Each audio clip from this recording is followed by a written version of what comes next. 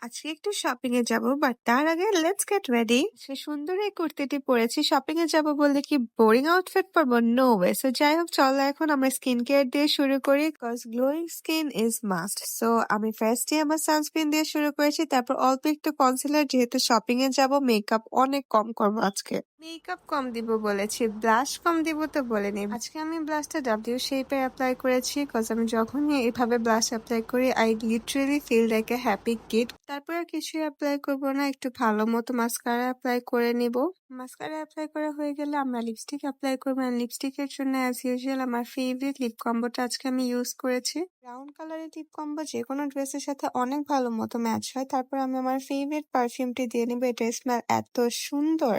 আর এই পারফিউম গুলো অনেক বেশি পকেট ফ্রেন্ডলি, যে কোনো জায়গায় ক্যারি করা যায়। তারপর আমি আমার ফেভারিট এই টপটি পরে নিব।